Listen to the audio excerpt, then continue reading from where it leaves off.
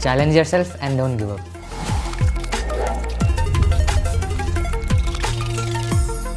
I think my first real interaction with mathematics was in grade 1 or 2 when we were first taught the various arithmetic operations such as addition, multiplication, division in school. At the time, they seemed very natural to me, the intuition behind these concepts, because it was a logical thing, not something that we had to do via rote memorization. So that is why I was first inclined towards mathematics. So I think when I was time when I was in younger classes, around grade 1 or 2, we were taught repeated addition in school, which is just multiplication. So I thought about generalizing this further. This was before I even knew what the word generalization means. I thought that if the repeated addition is multiplication, we can make repeated multiplication, which now we know as exponents. But I thought that if we kept multiplying the same number with itself again and again, we could make a new name out of this. So that is the operation that I discovered.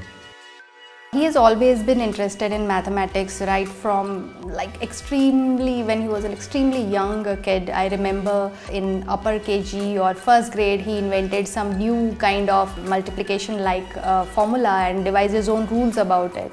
And anybody I told it to was always of the opinion that your son is going to do great in maths and in STEM ahead. Although he loves to score marks, he loves to be at the top of the class, but I think even more than that, it was his curiosity that probably fueled him to this angle. And later on he found newer places to go, newer milestones to achieve. So JEE was one of these milestones. He took it on himself, figure it out and go through that route. Math Olympiads also, he figured it out, went through that route. So it has always been him, driven by his curiosity and his kind of nature to push things a little ahead. That a lot of things is just to see random numbers and such as in the car number plates or with phone numbers, etc. and try to think of random patterns. Like when I see a phone number, for example, one thought that comes to mind is the number divisible by 3, is it divisible by 9, etc. There is a very weak correlation between number of hours and the amount you gain for it. In fact, I can't even recall the number of hours I put on a daily basis too much. I can give an estimate, but I'm not sure the accuracy of the estimate. I think, for example, a much better metric is the number of problems practiced, for example, the number of problems solved.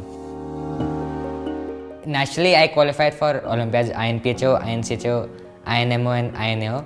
And at an international level, I was selected for the Indian team to represent India at the 66th IMO in Australia, where I won a gold medal for the country. I think it is always essential to be on the bleeding edge of things and keep pushing the boundary of what one learns. So basically, it is important to keep thinking big.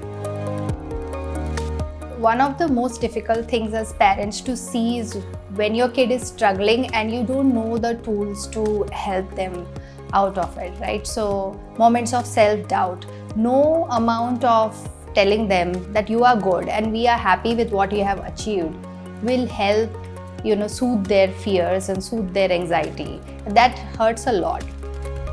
As a parent, I think him saying that part that I'm here for the journey and not just for the destination, although destination is also very dear to me, but it's also the journey that matters, was a very proud moment because that's what we hope we instill in kids.